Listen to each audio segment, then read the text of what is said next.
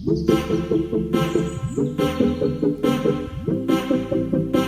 दोस्तों, मैं अमरदीप कादियान। नमस्ते, प्रणाम, सलाम वालेकुम, सत श्री अकाल, जय मसीह की, राम राम जी, जय माता की। दोस्तों, आपका स्वागत है मेरे यूट्यूब चैनल डिसेंट एडवाइस में। दोस्तों, आज हम बात करेंगे प्रोटेस्ट अगेंस्ट रिकवरी एजेंट। दोस्तों, मुझे लगता है कि आज की डेट में जो सबसे बड़ी समस्या है आम और खास आदमी के लिए, वो ये सबसे बड़ी समस्या जो इन्होंने क्रिएट कर रखी है वो इन रिकवरी एजेंटों ने कर रखी है। इनके खिलाफ कोई आंदोलन चलाने की जरूरत है।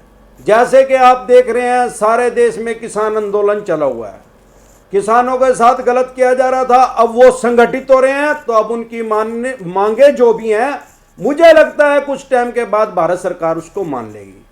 अब दिक्कत परेशानी क्या आ रही है हमारे देश में? सबसे ज्यादा जो लोन जिन्होंने ले रखा है, और कोरोना काल की वजह से लोगों के काम धंधे बिजनेस व्यापार लगभग ठप हो चुके हैं, लोगों की 12.25 करोड़ आदमियों की जॉब जा चुकी है, उनसे वो लोन रीपे नहीं किया जा रहा। और करोड़ों आदमी ऐसे हैं जिन्होंने क्रेडिट कार्ड यूज कर रखा था, अब उनसे क्रेडिट कार्ड की पेमेंट नहीं हो रही। बहुत से आदमी ऐसे भी हैं, उनमें करोड़ों की संख्या में ऐसे भी हैं जिनसे मिनिमम ड्यू अमाउंट भी नहीं दिया जा रहा। मिनिमम ड्यू अमाउंट तो उन्होंने नाम रखा है, वो तो ब्याज है भाई साहब, क्योंकि मिनिमम ड्यू अमाउंट जब कोई भर देता है 1 लाख का 5,000 रुपए, तो क्या उसमें लेस कर देते हैं, नेक्स्ट मंथ फिर वो 1 लाख आ जाता है। अब इन्होंने क्या कर रखा है, 99% जो रिकवरी एजेंट है चवन्नी छाप ये लोगों के पीछे लगा रखे हैं। इन्होंने लोगों का खून चीस रखा है, लोगों का जीना आराम कर रखा है। 20-20, 25-25 बार एक आदमी के पास फोन कर रहे हैं एक दिन में, और 4-4, 5-5 बार उसके घर जा रहे हैं, ऑफिस में जा रहे हैं, उसका जीना मुहाल कर रखा है। इसकी वजह से हमारे देश में सैकड़ों आदमियों ने आत्महत्याएं कर ली हैं। अब सवाल यह है, आत्महत्या किसी समस्या का समाधान नहीं है। अगर आपने कोई लोन ले रखा है, आप ये सोचो यार मैं तो बड़ा परेशान हो रहा, मैं अपना आत्महत्या कर लेता हूं। भाई साहब, उससे पहले ये सोचो, अभी आप जिंदे हो, आपके जीते जी ही आपके बच्चों को दिक्कत पड़ी हुई है, अब आप नहीं रहोगे तो उनको 1000 गुना और ज्यादा समस्या आने वाली है। तो बजाय इसके डर का हमें सामना करना चाहिए। हमें है ना, मैं ये सोचता हूं कि हमें एकत्रित होना चाहिए, एकता में बल है। हम जब संगठित होंगे, करोड़ों आदमियों के साथ जुड़ेंगे। मैं बहुत टाइम से सोच रहा हूं, देखो मैंने एक चैनल बना रखा है, इसमें मैं आपको जो ये 99% चवन्नी छाप रिकवरी एजेंट है, इनसे बचने का तरीका बताता हूं। हर तरह की मैं एडवाइस दे रहा हूं। ज्यादातर लोन के मेरे पास कमेंट आते हैं, मैं उसको लीगल तरीके से बताता हूं आपका क्या बचाव हो सकता है। लेकिन दिक्कत परेशानी यह है कि जो मैं लोगों को बताता हूं, भाई इस तरीके से रिकवरी एजेंट का मुकाबला करना है, उनमें उतना सेल्फ कॉन्फिडेंस नहीं है। हर आदमी में वो उसमें उतनी ताकत नहीं है। कुछ तो वो फाइनेंशियल डाउन हो चुका है, और बाकी इन्होंने मेंटली डाउन कर दिया, उसको हरास कर रखा है। तो इसका सिर्फ और सिर्फ एक तरीका है कि हम सारे आदमी इकट्ठे हो जाएं, आराम आराम से एक अलग जगह जो सारा देश इसमें इकट्ठा हो जाए। जो भी रिकवरी एजेंटों से प्रताड़ित हैं, आप ये ना सोचे कि आप अकेले प्रताड़ित हैं। आप अपने मोहल्ले पड़ोस में यार प्यारे रिश्तेदारों से पूछोगे, आपके 70 आदमी 100 आदमी मिलेंगे आपको जो इन्होंने परेशान कर रखे हैं। सारे देश का आंकड़ा लगाया जाए तो करोड़ों आदमियों को इन्होंने परेशान कर रखा है, क्योंकि एनपीए में तो केस ही नहीं गया हुआ है। मैं एक मुहिम छोड़ने की सोच रहा हूं कि इस बारे में एक मैं आंदोलन करूं। देखो, कोई भी आदमी, मैं देख रहा हूं सारे देश में हर आदमी इनसे पीड़ित है, लेकिन इनके खिलाफ कोई भी आदमी आवाज नहीं उठा रहा है, कोई झंडा बुलंद नहीं कर रहा है, कोई भी एक आदमी नहीं है। अगर आप मेरे साथ जुड़े, मैं चाहता हूं, मेरी आज की डेट में सिचुएशन क्या है, मैंने इतना पैसा तो कमा लिया है कि अब मुझे बाकी की जिंदगी में शायद फाइनेंशियली मैं डाउन नहीं हुआ, मेरे बाल बच्चों को कोई किसी तरह की वित्तीय समस्या नहीं आने वाली है। तो मैं अब एक बात मेरे जहन में बार बार आ रही है कि मैं किस तरह से समाज की सेवा करूं। अब मुझे समाज में आज की डेट में सबसे बड़ी समस्या यही है, जो भी मेरी वीडियो देख रहे हैं, एक भी आदमी हाथ उठा के कह दो कि वो कोरोना की वजह से ज्यादा पीड़ित है। कोरोना से भी 10 लाख गुना ज्यादा इन रिकवरी एजेंटों की तरफ से पीड़ित है। इन रिकवरी एजेंटों को हटाया जाए लोगों के पीछे से। अगर बैंक या एनबीएफसी कंपनी को अपने पैसे रिकवर करने, अपना फोन करना है, तो वो एम्प्लॉइज के द्वारा करवाए। जो उनके एम्प्लॉइज हैं वो डिसेंट तरीके से बात करते हैं। आप कोई भी किसी बैंक एनबीएफसी कंपनी में चले जाए, वो आपसे बेफालतू की बकवास नहीं करेगा जैसे कि ये करते हैं। क्योंकि ये तो गली में से गुंडे, जो मोवाली छड़क छाप गुंडे हैं, उनको जॉब पे रखा हुआ है, उनको कमीशन पे रखा हुआ है, वो तो उनका काम ही वही है, उनको ट्रेनिंग उसी चीज की मिली हुई है, वो इसीलिए हरास कर रहे हैं।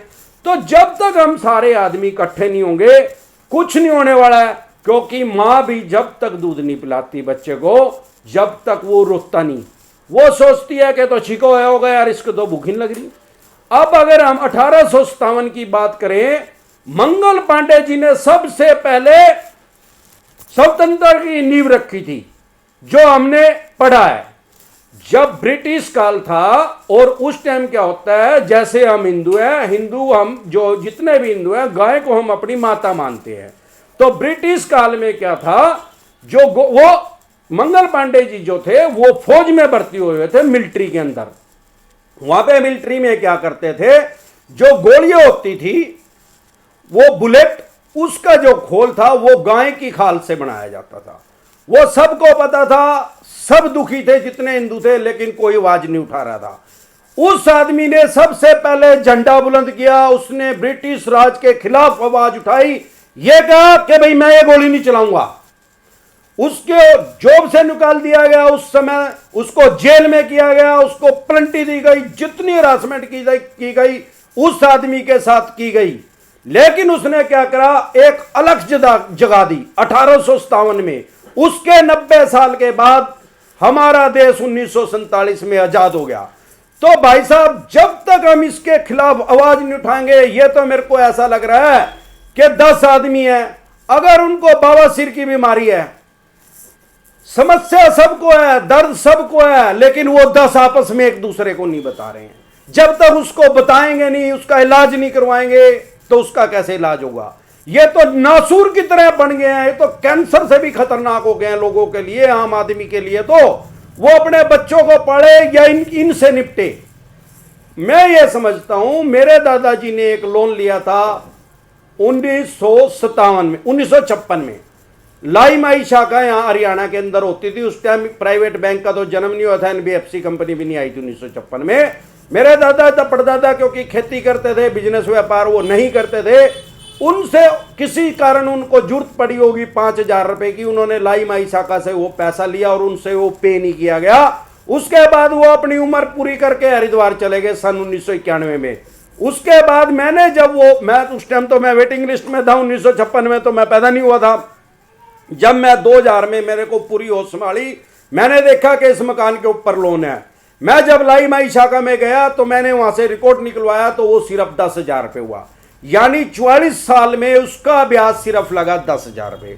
तो मोदी साहब क्यों नहीं ऐसा काम करते कि ये जो आदमी है, किसी ने 1 लाख रुपए लोन लिया, उसके 3.5 लाख रुपए लगा दिए प्लंटी कर करके। तो भाई साहब, जब भी तो भारत सरकार दे रही थी 1956 में, 44 साल में डबल।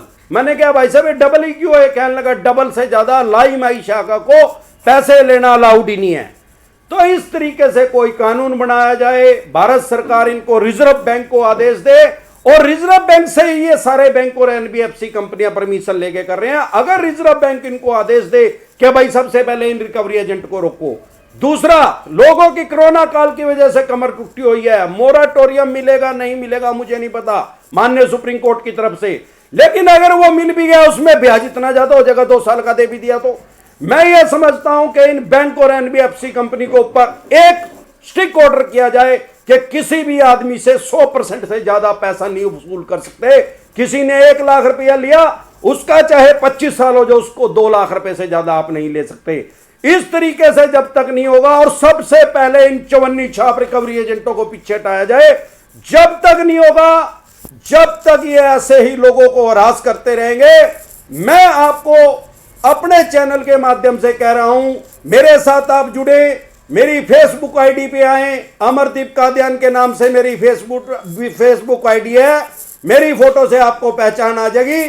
और मेरा एक पेज है डिसेंट एडवाइस के नाम से, उस पे जुड़े और मेरे YouTube चैनल पे जुड़े, क्योंकि आपको कुछ नहीं करना, मुझे नेतागिरी नहीं करनी, ना मुझे कोई नेता बनने का शौक है, ना मैंने इलेक्शन लड़ना।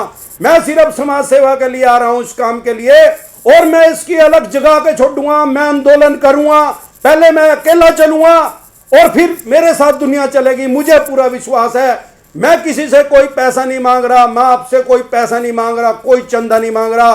जो पैसा लगेगा मेरा लगेगा। सबसे पहले सोशल मीडिया की पावर को आप समझें। सोशल मीडिया पे अगर आप भी इससे ग्रस्त हैं, से रिकवरी एजेंटों से, तो आप मेरे साथ जुड़े। सबसे पहले आपका कोई यार प्यारा रिश्तेदार इनसे परेशान है, वो मेरे साथ जुड़े। जब हम लाखों की संख्या में जुड़ जाएंगे, फेसबुक पे, ट्विटर पे, इंस्टाग्राम पे, यूट्यूब पे, जब हमारी स्ट्रेंथ बढ़ जाएगी, ताकत बढ़ जाएगी, फिर हम आंदोलन करेंगे। पहले ऑनलाइन करेंगे, फिर मैं ऑफलाइन करूंगा। जो करनाल के आदमी मुझे देख रहे हैं, मैं सेक्टर 12 में करूंगा। जितना पैसा लगेगा मैं अपना लगाऊंगा। मुझे पता है कि ऐसा आंदोलन करने में शायद मुझे जेल हो सकती है। मुझे जेल हो जाए, मुझे कोई गम नहीं है। चाहे सरकार मुझे फांसी पे टांग दे, चाहे सरकार मुझे गोली मरवा दे, लेकिन मैं आंदोलन जरूर करूंगा। नहीं तो मेरे देश के करोड़ों नागरिक ऐसे ही तिल तिल के मरते रहेंगे जब तक हम इसके खिलाफ आवाज नहीं उठाएंगे।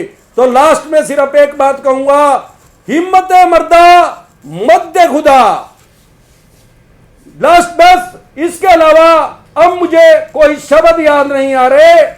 जब तक बस एक बात और लास्ट की है, सरफरोशी की तमन्ना अब हमारे दिल में है, देखना है जोर कितना बाजुए कातिल में है। 1897 में मंगल पांडे जी ने स्वतंत्रता आंदोलन की नींव रखी थी, और मैं आज अपने चैनल के माध्यम से आह्वान करता हूं कि मैं भी इस आंदोलन की आज से नींव रख रहा हूं। आप मेरा साथ दीजिए।